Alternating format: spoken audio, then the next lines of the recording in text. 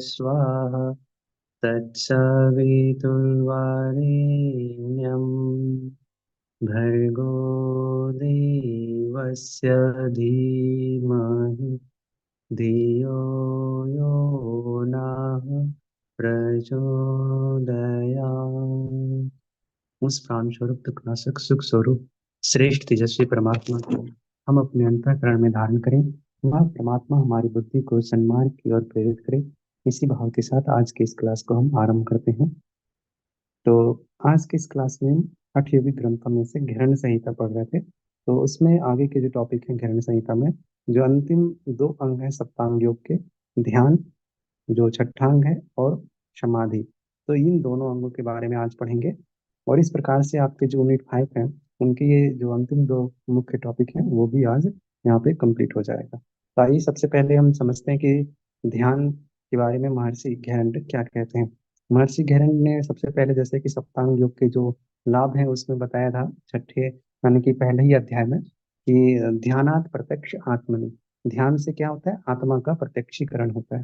तो इसीलिए इस छठे अध्याय में जो छठा अंग है ध्यान, उसके बारे में उपदेश किया गया है।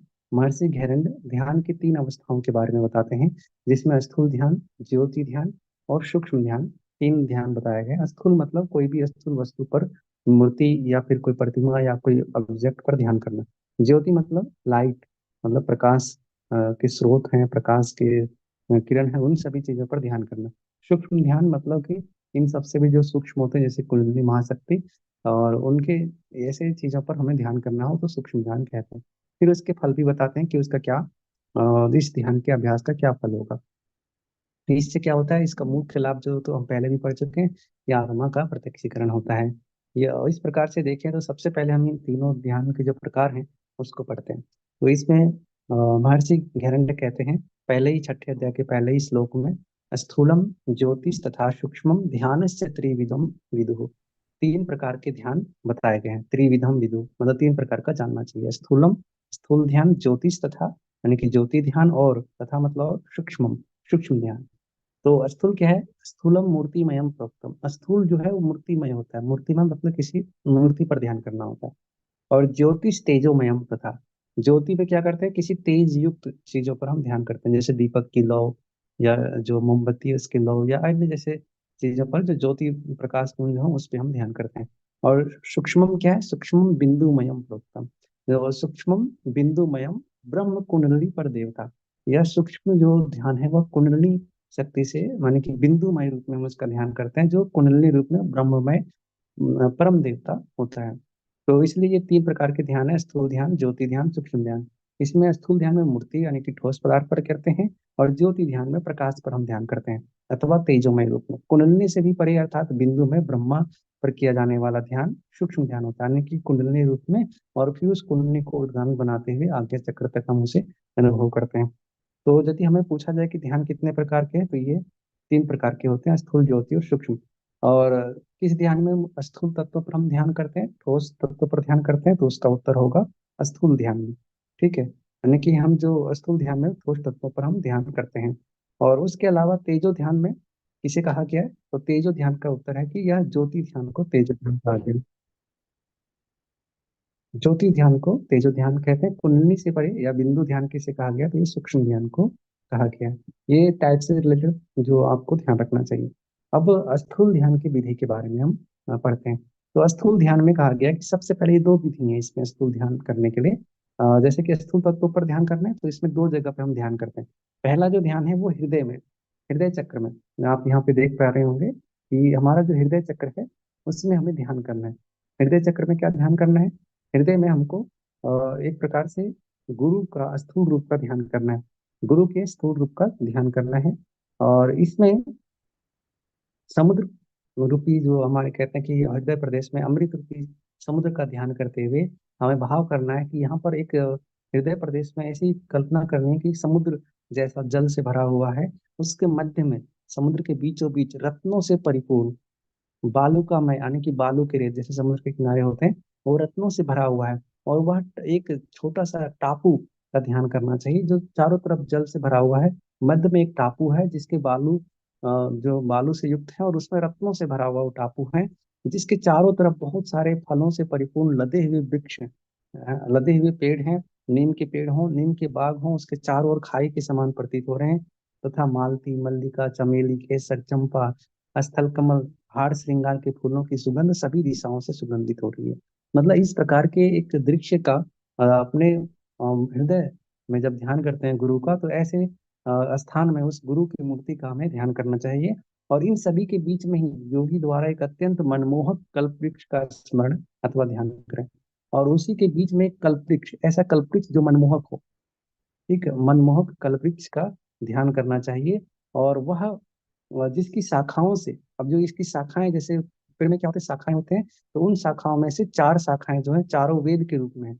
मतलब ज्ञान रूपी जो गुरु बैठे हैं जिस वृक्ष के नीचे, उनके जो पेड़ हैं कल्प वृक्ष की भांति हैं, और उसके शाखाएं चार वेद के रूपी हैं, और उनसे ज्ञान का फल निरंतर फलित होता रहता है। मतलब इस वृक्ष पर ज्ञान का फल हमेशा फलता रहता है, और यानी कि प्रतिदिन बढ़ते रहते हो। ऐसा हमें इसमें ध्यान करना चाहिए, स्थूल ध्यान में ये सब भाव करना चाहिए। वहां पर उस उद्यान या बाग में भंवरे व कोयल अपनी मधुर गुंजान अर्थात गायन कर रहे हैं।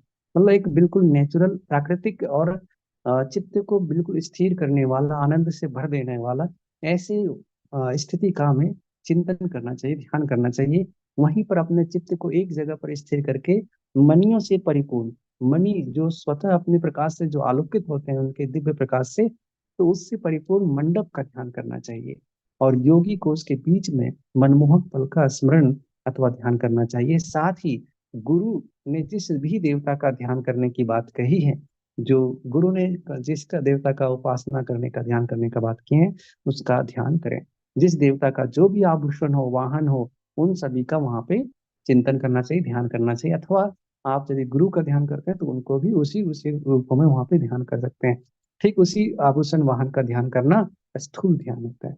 अब कहेंगे कि स्थूल ध्यान में हम उस रूप का, उस जो मतलब आभूषणों से सहित आसन, वस्त्र का रूप, रंग आदि चीजों का चिंतन करते हुए ध्यान क्यों करते हैं? इसलिए करते हैं ताकि हमारा चित्त उसमें लीन हो सके, एकाग्र हो सके। बाहर के जो चित्त के निरंतर जो परिवर्तनशील जो थॉट आते रहते हैं, उससे मुक्त होकर के उन आभूषणों के माध्यम से ही सही, उनके भाव भंगिमा, उनके जो विचार हैं, उनकी जो स्थिति है, उनके माध्यम से ही धीरे धीरे चित्त उसमें विलीन हो सके, और स्थूल के माध्यम से हमारे चित्त कंट्रोल में आने लगे, ताकि हम आगे के जो लेवल है ध्यान में, उसमें हम आगे बढ़ सकें। तो इससे हमें एक प्रकार से जो स्थूल ध्यान में हमें रस आने लगता है, और फिर आनंद की अनुभूति होती है, फिर हम लंबे समय तक उस ध्यान में मग्न हो पाते हैं। फिर कहते हैं दूसरा जो ध्यान है उसमें सहस्त्रार में गुरु के स्थूल रूप का ध्यान करना चाहिए। सहस्त्रार चक्र में अभी हम क्या कर रहे थे, अभी हम हृदय चक्र में कर रहे थे, अब हमें सहस्त्रार में गुरु का ध्यान करना चाहिए। तो सहस्त्रार में क्या करना है कि हजारों कमल के पंखुड़ियों के मध्य सहस्त्रारे महापद्मे तृणिकायाम विचिंतित। यहाँ पर जैसे हमारे हृदय में कितने होते हैं, 12 पंखुड़ी होते हैं, तो उसमें सहस्त्रार में हमें हजारों पंखुड़ियों के मध्य में कमल के, जो हजारों कमल के बीच में 12 पंखुड़ियों का पत्ते से युक्त एक कमल स्थित है, जो उस पर योगी का चिंतन करना चाहिए, उस पर ध्यान करें। उस शुक्ल वर्ण तेजों से युक्त कमल की इन 12 पंखुड़ियों में जो जिनकी निम्न 12 बीज अक्षरों के क्रम से सुशोभित हो रहे हैं, उनके 12 अक्षर कौन कौन से हैं? तो ये 12 अक्षर जो हैं, हर एक पंखुड़ी एक एक अक्षरों को धारण किए हुआ है, जिसमें ह, ल, क्ष, म, ल, व, र, यम, हम, स, ह, व, फे, ये सब बीज अक्षर है। उस कर्णिकाओं के मध्य में अ से लेकर के क, थ आदि रेखाएं बनी हुई हैं, जो 3 रेखाएं हैं उसके मध्य में। और इनकी जो ह, ल, क्ष वर्णों से युक्त अर्थात बना हुआ त्रिकोण है। जैसे ये 3, यदि हम त्रिकोण बनाते हैं, तो इसमें यदि इस प्रकार से आप बनाएं, तो ये इस प्रकार से जो आकृति बन रही है कमल के मध्य में, और जो रेखाएं, 3 रेखाएं जो इसमें बताए थे, तो 3 रेखाओं को इस तरीके से आप जो ये अ का और था को समझ सकते हैं। जहां पर ओंकार अर्थात प्रणव स्थित है, जहां पर क्या स्थित है, ओंकार यानी कि प्रणव स्थित है, वहां पर नाद यानी कि नाद बिंदु से युक्त मनोहर पीठ का ध्यान करें। मनोहर मतलब मन का बिल्कुल रुचिकर, मन को उसमें लीन कर लेने वाला, हर लेने वाला उस पीठ का ध्यान करें। उसके ऊपर हंस युग्मों से युक्त एक पादुका स्थित है। वहीं पर 2 भुजाओं वाले, 3 नेत्र वाले गुरुदेव का विराजमान है, ऐसा ध्यान करना चाहिए। गुरुदेव कैसे हैं? 2 भुजा वाले और 3 नेत्र वाले, जैसे भगवान शिव त्रिनेत्र धारी होते हैं, वैसा उनका ध्यान करना चाहिए। जिन्होंने श्वेत वस्त्र पहने और शरीर पर अच्छी सुगंध प्रदान करने वाले पदार्थों का लेप किया हुआ, यानी कि शरीर से दिव्य और अच्छे सुमधुर जो सुगंध हमें महसूस हो रहे हैं, ऐसे गुरुदेव का ध्यान करना चाहिए। वह गुरु सफेद फूलों की माला पहने हुए हैं और जो लाल वर्ण की शक्ति से संपन्न है। ऐसे गुरुदेव का ध्यान करने से स्थूल ध्यान की विधि से साधक को सिद्धि की प्राप्ति होती है। यहाँ पर जो स्थूल ध्यान की विधि है, उसमें दोनों जगह पे हमें देखें कि ध्यान करना है हृदय में और हमें सहस्त्रार चक्र में। सहस्त्रार चक्र में जो गुरु का ध्यान करना है, उसमें क्या किस किस तरीके से हमें उसके बारे में भाव करना है, इसके बारे में हमने पढ़ा। जो नेक्स्ट जो ध्यान है, जो दूसरा टाइप है ज्योति ध्यान। तो ज्योति ध्यान के बारे में कहते हैं, कथितम स्थूल ध्यानम तो तेजो ध्यानम शृणस्वे, यानी कि मैंने स्थूल ध्यान अभी बताया है, अब तेजो ध्यान के बारे में सुनो। तो यद यानेन योगम सिद्धिरात्म प्रत्यक्षमेव, जिसको जान लेने के बाद, जिसका ध्यान करने से साधक को स्वयं का प्रत्यक्षीकरण हो जाता है, साथ ही योग में सिद्धि भी प्राप्त होती है। तो स्थूल ध्यान का वर्णन करने के बाद अब ज्योति ध्यान का वर्णन सुनो, जिसके ध्यान से साधक का स्वयं का यानी कि अपने आत्म तत्व का प्रत्यक्षीकरण होता है, साथ ही योग की सिद्धि भी प्राप्त होती है। तो ये जो दूसरा टाइप है, इसके बारे में क्या है, यहाँ पर कहते हैं ज्योति ध्यान में हमें क्या करना है। मूलाधारे कुंडलिनी, मूलाधार में कुंडलिनी शक्ति होती है, जो कि मूलाधार तत्व यहाँ पर चक्र है, इसमें कुंडलिनी शक्ति होती है। जो भुजंगकार रूपिणी, जो सर्प के आकार की भुजंगकार रूपिणी होती है। जीवात्मा तिष्ठति तत्र, वहां पर क्या होता है, जीवात्मा स्थित रहती है। कैसे, जैसे कि देखिए हमारे मूलाधार चक्र में सर्प की आकृति वाले कुंडलिनी शक्ति विराजमान होती है, जो 3.5 फेरे लेकर के वहां पे सोई रहती है। वहीं पर दीपक की लौ के समान जीवात्मा का भी निवास होता है। ठीक है, तो वही कहते हैं प्रदीप कलिकाकृति ही, यानी कि दीपक की लौ की तरह ध्यायत तेजोमयम ब्रह्म, वहां पे तेज से युक्त, प्रकाश से युक्त स्वरूप वाला ब्रह्म का ध्यान करना चाहिए। तेजो ध्यान ध्यानम परम, इस तेजो ध्यान को श्रेष्ठ ध्यान कहा गया है। वो हमें तेजो ध्यान जो करना है, यानी कि ज्योति ध्यान करना है, वो पहला हमें कहाँ करना है, मूलाधार चक्र में करना है। क्योंकि मूलाधार चक्र में कुंडलिनी महाशक्ति जो होती है, जो कुंडलिनी शक्ति होती है, वो वहां पे स्थित रहती है। और वहीं पर कुंडली शक्ति विराजमान होती है, साथ में दीपक की लौ की भांति, जो ये दीपक की लौ है उसकी भांति यहाँ पे जीवात्मा भी स्थित होता है। और साथ ही कहते हैं कि वहीं पर प्रकाश रूप ब्रह्म का ध्यान करना चाहिए, और यह तेजो रूप ध्यान श्रेष्ठ ध्यान कहलाया गया। तो कुंडली का निवास स्थान मूलाधार चक्र है, ये सभी जानते हैं। और यहाँ पर किस रूप में विराजमान है, तो सर्प की आकार में कुंडली मारे हुए कुंडली के रूप में कुंडली शक्ति यहाँ विराजमान होती है। ज्योति ध्यान का जो दूसरा है, दूसरा जो ध्यान विधि है, उसमें हमें भ्रू मध्य यानी कि आज्ञा चक्र में ध्यान करना है। पहला तो मूलाधार चक्र में ध्यान किया, जो कि कुंडलिनी शक्ति के रूप में, जो ज्योति स्वरूप परमात्मा यानी कि ब्रह्म का ध्यान किया, जहाँ पे जीवात्मा का भी स्थान है। दूसरा जो हमें ध्यान करना है, भ्रुवो मध्य मनोर ऊर्ध्वे यह तेजस प्रणवात्मकम, जो भ्रू मध्य है यानी कि आज्ञा चक्र जो है वहां पर, और मन का जो ऊर्ध्व स्थान है, वहां पर हमें तेज से युक्त प्रणवात्मकम मतलब प्रणव ओंकार का ध्यान करना चाहिए। ठीक है, तो ये यदि कहा जाए कि ज्योति ध्यान में ओंकार का ध्यान कहाँ करने के लिए बताया गया है, तो हमें ओंकार का ध्यान आज्ञा चक्र में करने के लिए बताया गया है। फिर कहते हैं कि ध्यायेत ज्वाला वलि युक्तम तेजो ध्यानम तदेव ही, वहां ज्वाला से युक्त उस ओमकार का प्रणव का ध्यान करना, ये तेजो ध्यान कहलाता है।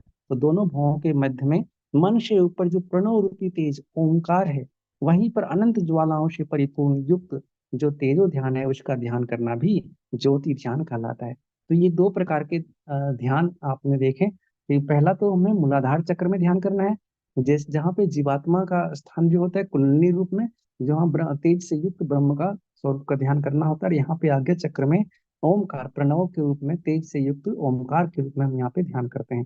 अब जब इसका जैसे ज्योति ध्यान विधि जो शांति कुंज हरिद्वार के माध्यम से, जो डीएसवी के माध्यम से भी जो बताते हैं, उसमें भी जो ज्योति ध्यान है, आप उसमें भी देखेंगे कि हमें मूलाधार चक्र और आज्ञा चक्र में भी ध्यान की अभ्यास करने के प्रैक्टिकल विधि उसमें बताए गए हैं, जो आप उसको जान करके और अच्छे से इसको अभ्यास कर सकते हैं। फिर हम आगे बढ़ते हैं, तीसरा जो हमारा ध्यान का प्रकार है। ध्यान का प्रकार हमने दो पढ़ लिए, स्थूल ध्यान और ज्योति ध्यान। स्थूल ध्यान के भी विधि जिसमें हम अभ्यास करते हैं, उसको दो तरीके से करते थे। यहाँ भी हम जो ज्योति ध्यान थे उसको भी दो प्रकार से हमने अभ्यास देखा। अब आता है सूक्ष्म ध्यान, जो तीसरा प्रकार है ध्यान का। तो इसमें कहते हैं कि तेजो ध्यानम श्रुतम चंड सूक्ष्म ध्यानम शृणुस्व मे। तुम तेजो ध्यान को सुन लिए हो, उसको समझ चुके हो, तो हे चंड अब सूक्ष्म ध्यान को सुनो। सूक्ष्म ध्यान क्या है? तो कहते हैं कि जो अ, वह साधक बहुत ही भाग्यशाली होता है जिसकी कुंडलिनी शक्ति जागृत हो जाती है। इसके बाद वह शक्ति आत्मा के सहयोग से आंखों के माध्यम से बाहर निकलकर राजमार्ग पर विचरण करती हुई अर्थात घूमती हुई, जो चंचलता के कारण दिखाई नहीं देती, योगी साधक शांभवी मुद्रा के माध्यम से ध्यान योग को सिद्ध करता है। यह सूक्ष्म ध्यान देवताओं के लिए भी दुर्लभ है, अर्थात कठिनता से प्राप्त होने वाला है। अतः इसे पूरी तरह से गुप्त रखना चाहिए। अब ये जो सूक्ष्म ध्यान है, सूक्ष्म ध्यान में हमें क्या करना होता है? सूक्ष्म ध्यान में जो कुंडलिनी शक्ति है उस पर ध्यान होता है, और यह बहुत ही मुश्किल, मतलब कि कहते हैं ना कि बहुत ही भाग्यशाली लोग होते हैं जिनकी कुंडली महाशक्ति जागृत होती है, और वह आत्मा के सहयोग से ऊपर उठता हुआ आंखों के माध्यम से भी वो बाहर राजमार्ग पर विचरण करती है, जो चंचलता के कारण दिखाई नहीं पड़ती है। तो इसलिए यह सूक्ष्म ध्यान देवताओं के लिए भी कठिनता से प्राप्त होने वाला है। इस ध्यान में कुंडली शक्ति जागृत होती है। क्या होती है? कुंडली शक्ति जागृत होती है, और शांभवी मुद्रा के द्वारा जो सूक्ष्म ध्यान है उसको सिद्ध किया जा सकता है। इसे दो चीजें यहाँ पे हमें ध्यान रखना है। अब बताते हैं कि ये तीनों जो ध्यान हमने पढ़ा है, इसमें से कौन से ध्यान की क्या स्थिति है, कैसा, किसकी मतलब की श्रेष्ठता है। तो उसमें कहते हैं कि सबसे जो श्रेष्ठ ध्यान है वो कौन सा है। तो सबसे पहले कहते हैं कि स्थूल ध्यान से 100 गुना अच्छा तेजो ध्यान है। कितने? 100 गुना अच्छा तेजो ध्यान है। फिर कहते हैं तेजो ध्यान अर्थात ज्योति ध्यान, कहा गया तेजो ध्यान से भी लाख गुना अच्छा कौन है? तेजो ध्यान से लाख गुना अच्छा सूक्ष्म यानी कि श्रेष्ठ है, सूक्ष्म ध्यान कहलाता है। तो इस तरह से देखा जाए तो सबसे श्रेष्ठ कौन सा हुआ? सबसे श्रेष्ठ ध्यान सूक्ष्म ध्यान को कहा गया है। उसके बाद तेजो ध्यान, उसके बाद स्थूल ध्यान आता है। तो स्थूल ध्यान जो है उससे श्रेष्ठ, 100 गुना श्रेष्ठ सूक्ष्म ध्यान है। और तेजो ध्यान से लाख गुना श्रेष्ठ जो है वो, तेजो ध्यान से लाख गुना श्रेष्ठ कौन है? सूक्ष्म ध्यान। और उसके बाद प्रारंभिक ध्यान जो हमारा है वह स्थूल ध्यान है। तो सबसे श्रेष्ठ ध्यान हमारा सूक्ष्म ध्यान विधि है। तो इसलिए कहते हैं कि इस प्रकार हे चंड, मैंने तुम्हें अत्यंत दुर्लभ ध्यान योग बताया है। यह ध्यान योग अत्यंत श्रेष्ठ योग साधना है, क्योंकि इसके द्वारा साधक आत्मा का साक्षात्कार करता है। इसके माध्यम से जो उसका चित्त है, जो समाधि अवस्था को प्राप्त करने के लिए जो एक प्रकार से किसी एक केंद्र पर स्थित होना आवश्यक है, उसमें लीन होना आवश्यक है, वो उस स्थिति तक पहुंच जाता है। इसके जो डिटेल अभ्यास की जो विधि है, जो यदि प्रैक्टिस करना चाहते हैं तो उसके लिए अलग से इसको आप प्रैक्टिस कर सकते हैं। पर एग्जाम की दृष्टि से जो जानने की आवश्यकता है, जो जानकारी जरूरी है, वो यहाँ पे कंप्लीट होता है। बाकी जो हमारा नेक्स्ट जो 7वां अंग है सप्तांग योग का, वो है समाधि। तो समाधि के बारे में गहरन संहिता में क्या बताया गया है? तो समाधि के लिए बारे में कहते हैं कि समाधिश्च परो योगो बहुभाग्येन लभ्यते। यानी कि यह समाधि है वो बहुत बड़ा और उच्च अवस्था है, जो बहुत ही बड़े भाग्य वाले प्राप्त करते हैं। ये उन्हीं को प्राप्त होते हैं जो गुरु भक्त हैं, यानी कि गुरु के प्रति निष्ठा रखने वाला, श्रद्धा रखने वाला, और जिन पर गुरु की कृपा है वही इस अवस्था को प्राप्त कर पाते हैं। इस विद्या की प्रतीति, अपने गुरु की प्रतीति, आत्मा की प्रतीति और मन का प्रबोध जिससे दिनों दिन बढ़ता है, उसी को समाधि का अभ्यास का अधिकारी समझना चाहिए। क्या क्या होना चाहिए? विद्या की प्रतीति मतलब कि जिसे ज्ञान की अनुभव होते हो, जिसे विद्या जो जो आत्मज्ञान है, आध्यात्म ज्ञान है, उसके प्रति जो उसकी लगातार अनुभूति होती है। गुरु की जो निष्ठा, जिसके प्रति गुरु के प्रति उसके सतत श्रद्धा निष्ठा भाव होती रहती है। आत्मा की प्रतीति, ये तीन चीज हो गई। और फिर मन का प्रबोध, जिसका मन प्रबुद्ध होता हो, जो दिनों दिन इस प्रकार से उसकी वृद्धि होती हो, उसी योगी को समाधि के अभ्यास का अधिकारी समझना चाहिए। यानी कि जब तक ये सारी चीजें हमारे पास नहीं है, तब तक हम समाधि के अभ्यास के योग्य नहीं हो पाते हैं। जब साधक अपने मन को शरीर से अलग समझ करके और उसका मन का परमात्मा के साथ एकीकरण कर देता है, जब शरीर को, जैसे शरीर है, शरीर को यदि केवल उसी भाव में जीता है तो फिर वह उसी भाव से पीड़ित रहता है, उसी के जो हानि लाभ सुख दुख है उसी में रमा रहता है। लेकिन जब आत्मा को उससे अलग महसूस करता है, तो फिर इनकी जो राग द्वेष आदि हैं इनसे हट करके वो इस आत्मा को अपने परमात्म तत्व से, जो ब्रह्मांड व्यापी जो परमात्म तत्व है, उससे एक रूप हुआ, एकीकरण कर किया हुआ समझता है। यानी कि वो पूरा के पूरे अपने को परमात्मा से ओतप्रोत समझता है कि हम परमात्मा से एक साथ एकीकरण योग रूप में वो खुद को महसूस करता है। तब वह समाधि की अवस्था कहलाती है। मतलब जब वह अपने आप को, जैसे देखिए ये पूरा ब्रह्मांड है, ठीक है, यदि ये पूरा ब्रह्मांड है जो गैलेक्सी है, तो उसमें हम कहीं पे एग्जिस्ट करते हैं। मतलब कि अब यदि हम क्या है, अहंकार के कारण, जो अविद्या के कारण हम खुद को अपने आप को स्वरूप को इतना ही समझते हैं। इसके अलावा हमें किसी का भान नहीं होता। यहाँ तक कि जो हमारे हृदय में जो स्थित आत्मा होती है, हमारे हृदय में जो आत्मा स्थित होती है यहाँ पर हृदय में, उसको भी हम अपने से अलग महसूस नहीं कर पाते, शरीर ही समझते हैं। जब वह साधक अपने मन को शरीर से अलग समझ करके उस मन का परमात्मा में लीन कर देता है, जो परमात्मा सर्वव्यापी है, जब उसमें लीन कर देता है तो वो शरीर भाव से हट जाता है, और वो खुद को पूरे ब्रह्मांड में व्याप्त उस परमात्म तत्व के साथ एकाकार समझता है। फिर जब ये पूरी तरीके से, जब वो सब सब जगह अपने आप को व्याप्त समझता है, तो वह साधक इस अवस्था में जीवन की अनेक दशाओं अर्थात सांसारिक अवस्थाओं से पूरी तरह से मुक्त हो जाता है। नहीं तो वो क्या होता है, वो एक शरीर के आवरण में बंधा हुआ रहता है, कैद रहता है।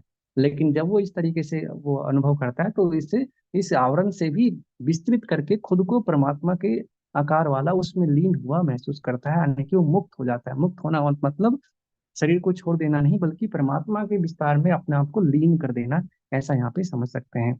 फिर कहते हैं कि इस प्रकार समाधि भाव को प्राप्त होने पर साधक मैं ब्रह्म हूँ, मैं ब्रह्मा हूँ, ब्रह्मा के अतिरिक्त कुछ नहीं हूँ, मुझ में ब्रह्म भाव है, ना कि किसी प्रकार के दुख का भाव है, मैं सदैव मुक्त स्वभाव वाला सत्य चित्त और आनंद स्वरूप से परिपूर्ण हूँ, ऐसा उसे अनुभव होती है। तो ये समाधि है। अब समाधि की जो ये अनुभूति है, वो किन किन माध्यमों से हमें विभिन्न प्रकार से प्राप्त हो सकते हैं, उसके अनुसार से समाधि के 6 प्रकार बताए गए हैं। तो समाधि के छह प्रकार जो हम पढ़ते हैं, उसमें कहते हैं सामव्या चैव ब्राह्मणया खेरस्याम योनि मुद्रया ध्यानम नादम रसानंदम लय सिद्धि चतुर्विधा पंचधा भक्ति योगेन मनोमूर्छा च षड्विधा षड विधोयम राजयोग प्रत्येकम अवधारयेत। ये 6 प्रकार की जो समाधि है, इसको प्रत्येक को हमें जानना चाहिए। कौन कौन से? सांभी मुद्रा के थ्रू, भ्रामरी, खेचरी, योनि मुद्रा से क्रमशः कौन कौन से समाधि मिलते हैं? तो ध्यान योग समाधि, नाद योग समाधि, रसानंद समाधि, लय सिद्धि योग समाधि नामक ये 4 प्रकार की समाधियों की सिद्धि प्राप्त होती है। और इसके बाद आता है 5वीं जो समाधि होती है भक्ति योग से, छठी मनोमूर्छा से, और राजयोग की समाधि ये हमें प्राप्त होती है। तो इस प्रकार से जो अ, हम देखते हैं कि 6 प्रकार की जो समाधि है, प्रत्येक समाधि को हमें अभ्यास और आत्मसात करना चाहिए। अब ये 6 प्रकार की समाधि को हम अलग अलग डिटेल में पढ़ते हैं। पहला है ध्यान योग समाधि। ध्यान योग समाधि किससे प्राप्त होता है? तो ध्यान योग समाधि सांभी मुद्रा से प्राप्त होता है। सांभी मुद्रा मतलब कि दोनों नेत्रों को हम भ्रू मध्य, यानी कि जो हमारा आज्ञा चक्र है उस पर दृष्टि जमा करके रखते हैं, तो उसके माध्यम से सांभी मुद्रिका कृत्वा आत्म प्रत्यक्ष मान्यते, यानी कि जब हम सांभी मुद्रा लगा करके आत्मा को प्रत्यक्ष रूप से देखने का प्रयत्न करेंगे, और फिर बिंदु में ब्रह्म का साक्षात्कार करते हुए मन को बिंदु में लगा दें, तो इस प्रकार से यानी कि जब हम फोकस करते हैं अपने आज्ञा चक्र पर, और वहां पर अपने आत्मा को प्रत्यक्ष देखने की कोशिश करते हैं, फिर बिंदु पर ब्रह्म का साक्षात्कार करते हुए मन को बिंदु में लगा दें, तत्पश्चात मस्तिष्क में विद्यमान ब्रह्म लोक में आकाश के मध्य में, जो ब्रह्मलोक है उसके आकाश के मध्य में हमें जीवात्मा को, आत्मा को ले जाएं, और आकाश में उसे लय करें, उसी में उसको लीन कर दें, तथा परमात्मा में जीवात्मा का लय करें। इससे योगी सदानंदमय एवं समाधिस्थ हो जाता है। ठीक है, तो ये हमारा ध्यान योग समाधि है। इसके बाद जो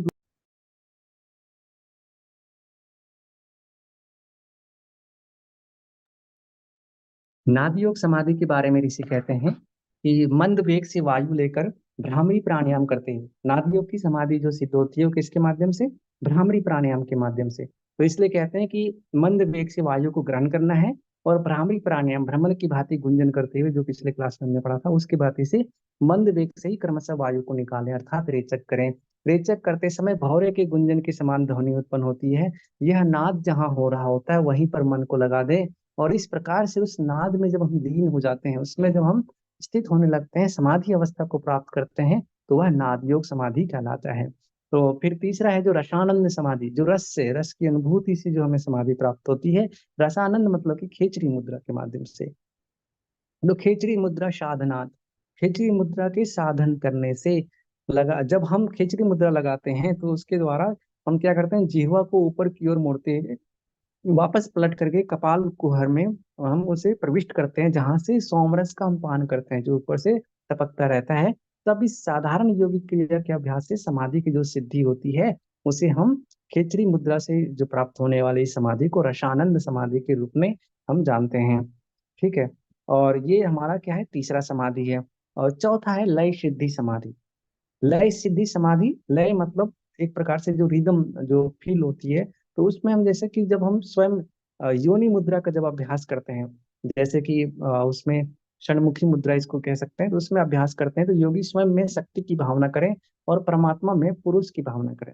स्वयं में शक्ति, शक्ति अर्थात जैसे प्रकृति होते हैं, परमात्मा जो पुरुष है, पुरुष मतलब कि जो मूल चेतना का केंद्र है, और संपूर्ण सृष्टि से हम सभी उत्पन्न हुए हैं। तो सृष्टि से ही उत्पन्न होने के कारण, सृष्टि के तत्वों से बने हुए के कारण हम सभी क्या है, खुद को शक्ति के रूप में महसूस करें, यानी कि सारे तत्व जो है शक्ति है, और परमात्मा क्या है, पुरुष है। तो इस प्रकार से हम स्वयं को शक्ति की भावना करना है और परमात्मा में पुरुष की भावना करते हैं।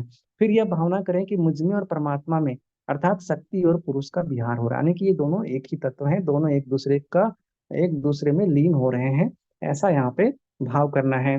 तत्पश्चात आनंद में एकता, एक की स्थापना होती है, आनंद में एक रूपता की स्थापना होती है, दोनों में एक एकत्व की अनुभूति होती है। यह चिंतन करें कि मैं अद्वैत ब्रह्म हूँ, यानी कि मैं वही अद्वैत ब्रह्म हूँ। जैसे कहते हैं ना कि हम दोनों में कोई भिन्नता अब नहीं है, दोनों एक हो रहे हैं परस्पर। ऐसी इससे जो समाधि होती है उसे लय सिद्धि योग समाधि कहते हैं। लय सिद्धि योग समाधि, इसमें हम जानते हैं कि कैसे करना है। योनि मुद्रा का अभ्यास करते हुए स्वयं में शक्ति की भावना करें, यानी कि स्वयं शक्ति है हम, जो शक्ति रूपा है, जैसे कि प्रकृति जिसे हम कहते हैं। और पुरुष जो है वो परमात्मा है, भले ही हम पुरुष हैं या स्त्री हैं, इससे फर्क नहीं पड़ता, हम सभी अपने आप को शक्ति के रूप में भाव करेंगे और परमात्मा को पुरुष के रूप में भाव करें। और फिर दोनों का एकत्व की भावना करना, ये लय सिद्धि समाधि के नाम से हम इसको जानते हैं। ये चौथा प्रकार का समाधि है। पांचवा है भक्ति योग समाधि।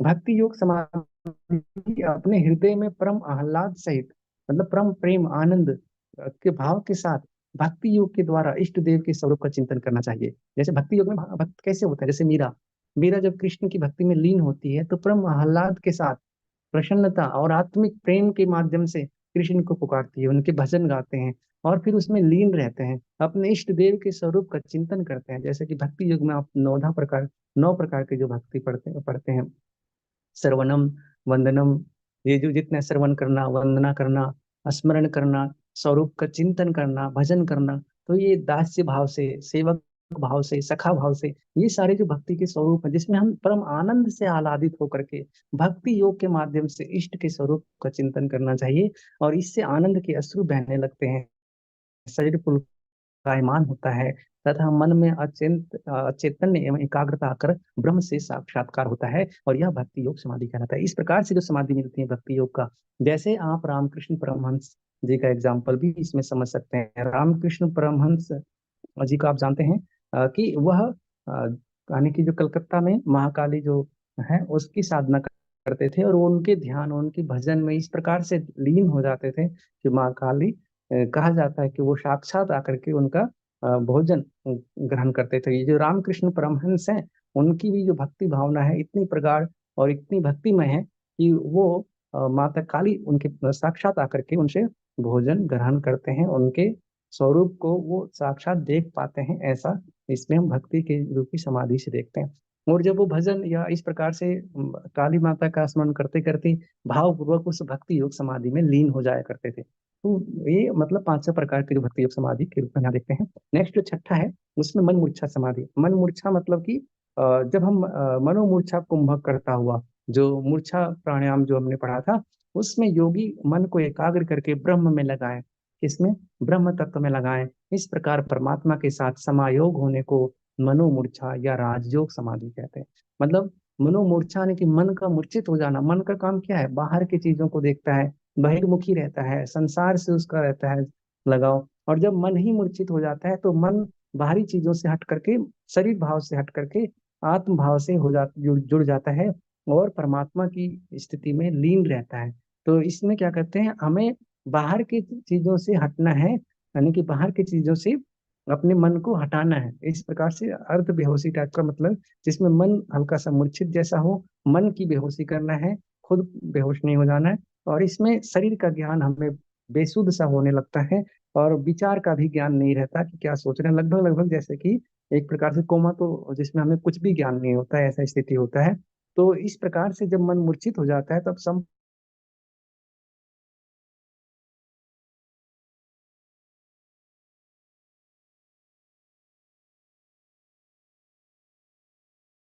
होता रहता है। और उस समय अपने अंतस चेतना के माध्यम से, अपनी जो प्राण शक्ति है उनकी सजगता के माध्यम से अपने आप को बाह्य जगत से हटा करके परमात्मा में लीन करना, यानी कि परमात्मा से एकत्व हो जाना, ये अनोमोक्षा समाधि के रूप में हम जानते हैं। और यह अंतिम जो राजयोग समाधि के नाम से इसको कहा गया है। तो इस प्रकार से ये दोनों आपका जो टॉपिक है, यानी कि ध्यान और उसके बाद समाधि, ये दोनों जो छठा और सातवां जो अंग था घटस्थ योग का, वो यहाँ पे पूर्ण होता है। तो आज ये घेरन संहिता आपका यहाँ पे कंप्लीट हो जाता है। हठ योग के ग्रंथों में से आपने हठ प्रदीपिका पढ़ लिए हैं और साथ ही घेरन संहिता भी पढ़ लिए हैं।